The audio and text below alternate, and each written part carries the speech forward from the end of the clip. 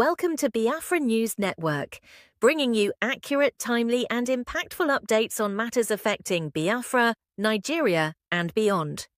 Today's bulletin focuses on major developments, including Simon Ekpa's case in Finland, deadly attacks in Enugu State, and international responses from Ambazonia and Yoruba Nation advocates. Let's break it all down.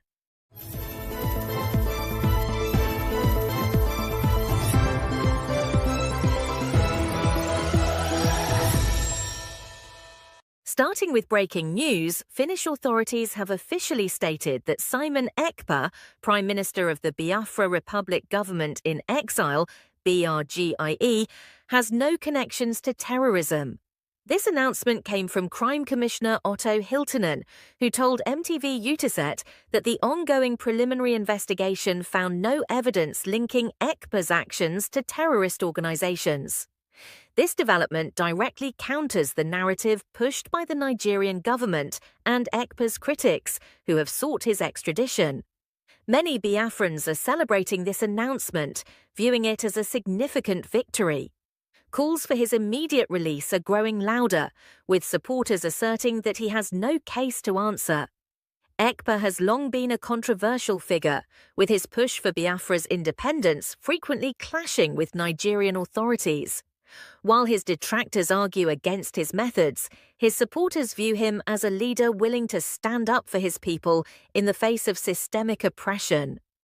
While some were celebrating developments in Finland, a brutal attack unfolded in Eha-Amufu, Isi-Uzo local government area of Enugu State. Armed Fulani herdsmen launched an assault that left 3 farmers dead and several others injured. The gruesome attack occurred on Friday and has plunged the community into mourning. Disturbing reports from the scene revealed that one victim was killed while working in his rice field. Witnesses described how the attackers left behind chaos and destruction, destroying farmland and harvesting hopes. Videos too graphic to share showed one victim lying lifeless beside a basket of cassava he had harvested shortly before the attack. Community leader Ojenyi Odo lamented the devastation caused by the attack. He pointed out that the herdsmen not only killed locals but also destroyed rice farms ready for harvest, further exacerbating the community's struggles. This attack is part of a long history of violence in Eha-Amufu. Between 2017 and 2022, over 20 settlements were destroyed, and at least 123 locals lost their lives to similar assaults. Despite the persistent violence, the Nigerian government has failed to take decisive action. The situation worsened when wounded victims of the recent attack were denied medical care at Enugu State University Teaching Hospital due to an ongoing workers' strike. Odo questioned why soldiers stationed in the community were withdrawn just before the attacks resumed.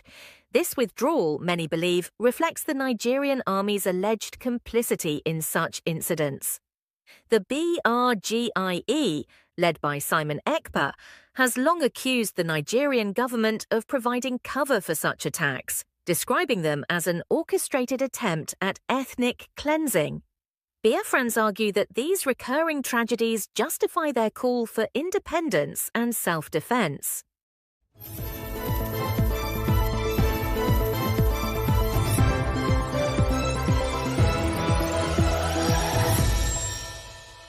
In solidarity with Biafra, the Ambazonia Governing Council has strongly condemned the arrest of Simon Ekpa in Finland and the detention of Dr. Cho Ayaba in Norway. In a press statement, the council criticized Finland and Norway for targeting freedom fighters instead of holding oppressive regimes accountable for their atrocities. The statement highlighted the systemic violence, displacement, and exploitation faced by Biafrans and Ambazonians under Nigerian and Cameroonian governments. Entire villages have been destroyed, millions displaced, and thousands killed, yet international bodies have remained largely silent.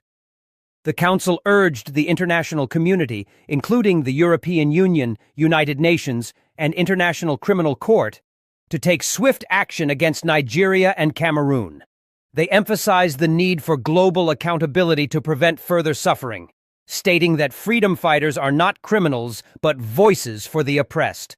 The statement also called on Finland and Norway to release Simon Ekpa and Dr. Ayaba, stressing the importance of supporting liberation movements over authoritarian regimes.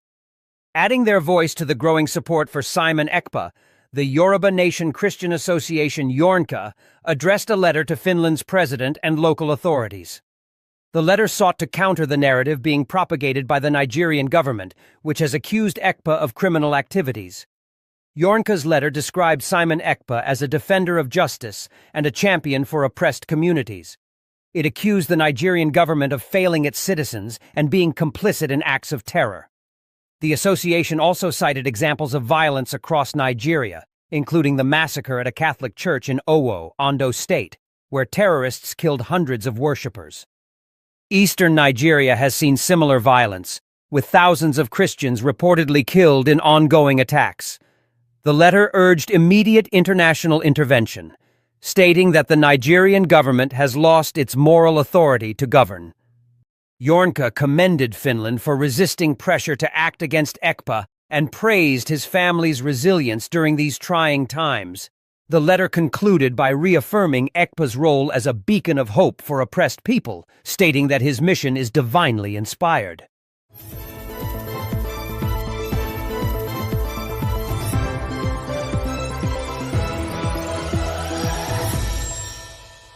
The sit-at-home protest in southeastern Nigeria, organized by the indigenous people of Biafra, IPOB, and now overseen by the Biafra Republic Government in Exile, BRGIE, remains a steadfast act of civil disobedience, demanding the release of IPOB leader Nnamdi Kanu. Despite government crackdowns, threats, and accusations of enforcement by BRGIE, residents continue to comply, driven by solidarity and unresolved grievances. Footage from the latest protest shows businesses, schools, and transport services shutting down, with streets deserted. This is the first sit-at-home observed after the arrest of Mazi Simon Ekpa in Finland, and it has seen complete adherence, surprising Ekpa's critics. Today is 25th of November 2024. Everything is cool and calm. Sit at home in this hour of the world is 250%, as I say, and everywhere cool and calm. Every man and woman of this land has gone and sit at home to represent our freedom that we're looking for diligently. And you can see everywhere shut down their evolution. No one forced them to cordial, they're not forced them to be. But you can see everything is working as planned. We are going home. Today is 25th, 4 days to go to the convention of declaration of our restoration of sovereign state of Biafra. So we are going home. We are